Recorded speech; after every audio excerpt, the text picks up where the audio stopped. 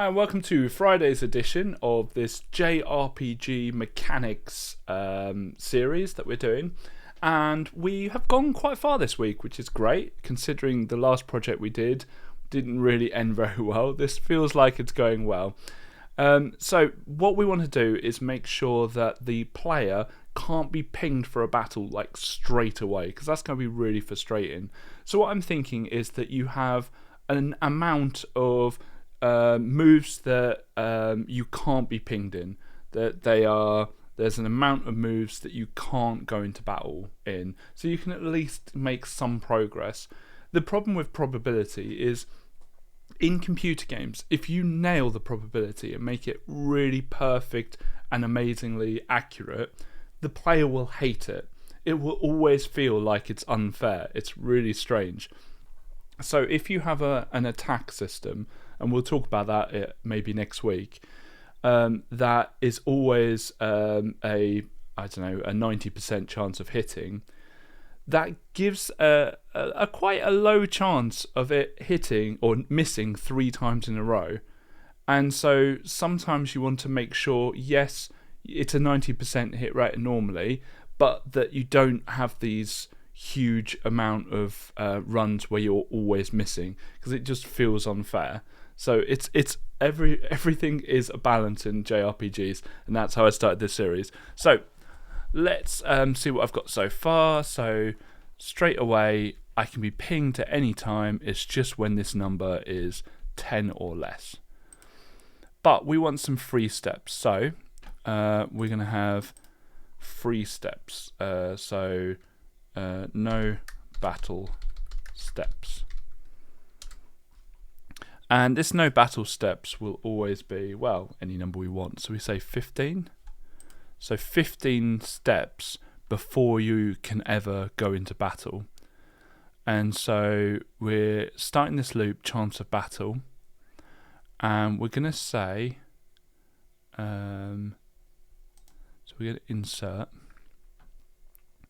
And we're going to say if the no battle steps is equal to 0, then we can do these two things.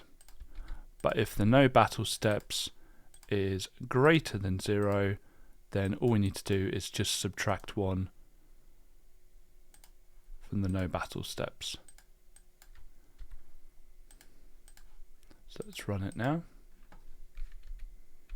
So you can see the number at the bottom is not changing yet, and now it's starting to change. So we get some free steps here that we can't be pinged. Now the problem is that this can cause a bit of an issue, because if, for instance, we want the chance of battle to be high, the player can count how many steps they've got. So what we might want to do is, at the start of the frame, set the no battle steps to a random amount, like to a random number. Where are we? What am I doing? So we want it to be definitely 10, but then we could add 0 to 9 to it. So you can either have 10 steps of complete freedom, or 11, or 12, or 13, or 14, or 15, or 16, or 17, or 18, or 19. Okay, so this one says the minimum, and then this one is how many more to add on randomly. So you could only get 10 free steps, or you could get 19. And so 1, 2, 3, 4, 5, 6, 7, 8, 9, 10, 11. So the randomness was 11 on that one. If I do it again, 1, 2, 3, 4, 5, 6, 7, 8, 9, 10, 11, 12, 13, 14, 15, 16, 17.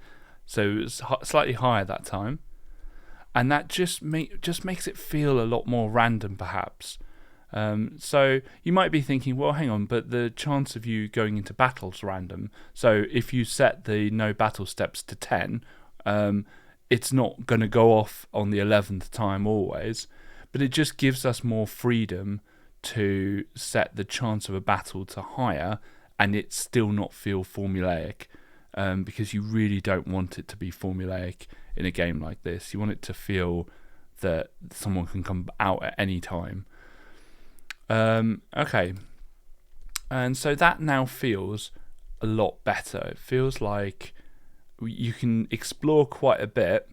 So I've gotten all the way down to the bottom right before it's pinged me for a battle, which is good. You want to feel like you're exploring a lot. Okay, now the next big task to do is our battle area. And we've just kind of got this black background, but I'm just going to get rid of that now because we only use that to see what it was like. Now, do we want the same grass? Well, sometimes with these things, you have it switched to kind of 3D, so you've got like trees and stuff in the background. So I'm going to do really rudimentary trees. So this is going to be hilarious. So let's zoom out a bit and let's do some of the least detailed trees we've ever done in our lives. And you can do nice graphics just with circles, right? Maybe not. We'll have a bit of that down there, and then we'll have some nice rectangles for the trunk. And what you sometimes can do is just add a bit of side bit sort of to it, make it look a lot more tree-like. I don't know. And increase the thickness. Get a bit of this going on. Get a bit of branches. And then we need to just add a bit more leaves at the top to cover up that join. And again, I don't want to spend too long on this. It's fine. Okay, that's good enough. Right. Now these actually can be background objects. These don't need to be actives at all. But and what I'm going to do is I'm going to order like the back row. And what you can do here is actually just duplicate, and you can say, right, I want 10 rows of that. Click OK, and you get it down here. But we probably want 10 columns, so duplicate sort of 10 columns of that like that. That looks good. Let's just have this across, and then we just need to kind of mix them up a bit, make them feel a bit more dense, a bit more random. And you've just got to make sure you focus on the order. So these ones will always be at the back, so I kind of probably want these at the back like that.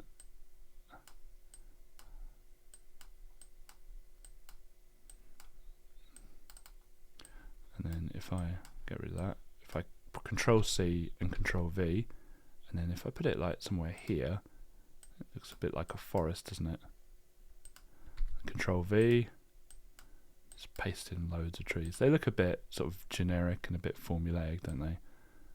If I move these up, then Control V, Control V, oh, Control V, Control V, and let's just run this frame. Oh, that's cool.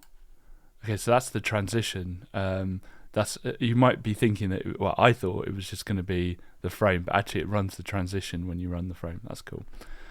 Okay. So we need the enemy. So we're going to have like enemy. And again, they actually don't need to be 64 by 64 here, because this isn't going to be tile based. And what enemy so we go for? So we go for like a Slimer. I'm going to go for like one with a big mouth. And what colour eyes? That sort of green eyes or darker purple eyes? No, it should go for white eyes, shouldn't we? Really? They look a bit crazy.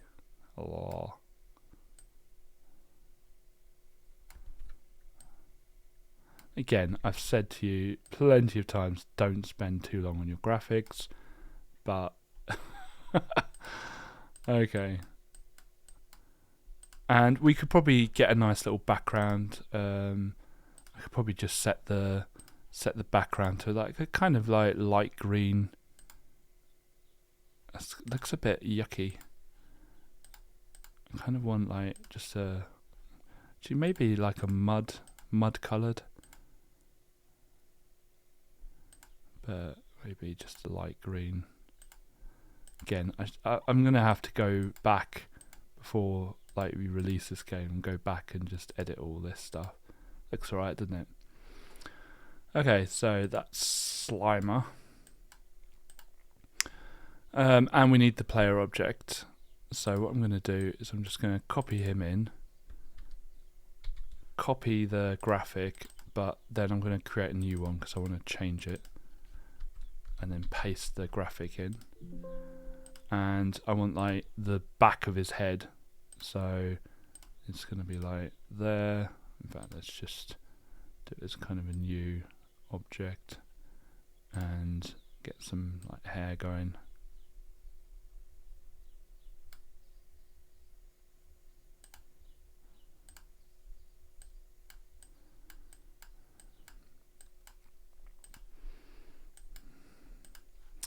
And then just delete that. Remember, if I change that, if it's the same object, it might update the original, etc, etc. So we don't really want to do that. Okay. I don't like the fact it's top of his head's flat, but that's okay. It's graphics. So if we run the application now, and so we're just walking along in our field. We should probably extend the field to the virtual width and virtual height. There we go. That's pretty cool, isn't it? That is very, very cool. And let's go and do that now, and let's extend the graphics to the virtual frame and width and height. So instead of frame width, we want the virtual width, which will be frame virtual width, and same with the virtual height. I think I need to change the position as well. No, I don't think I do. I think that should be enough. So let's just check. There we go. So we've got the grass the whole way, and we're just going after and explore. Oh no! There's a monster! Ah! Okay, and I think that is a great way to end this week. So it's just been 5 short days, and we've got something that anyone who's a fan of a JRPG would look at that and go, that's a JRPG. Is it fun?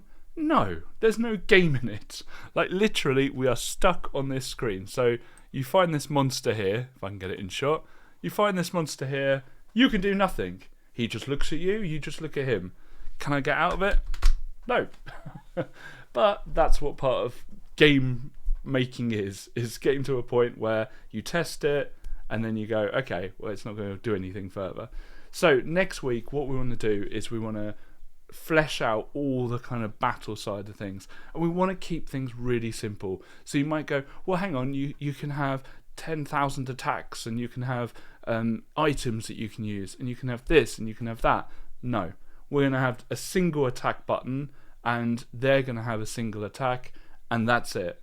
And you work from there, okay? So always keep in mind you want to have more attacks, so that the way you code it will be allowing it to grow and allowing expansion, but don't write the expansion. Make sure you get the basics done. Anyway, that's going to be it for this week. I can't wait for next week to go through the new stuff. If you have any comments, keep them coming in. It's we seem to have arranged a really great group of people on this channel. Like, I'm really lucky to have fantastic viewers so far in their comments and their kindness and everything. So thank you so much. Keep all comments coming in. It is all read, and yeah, it's just really nice. And this channel is not about growing into a monetized channel or anything.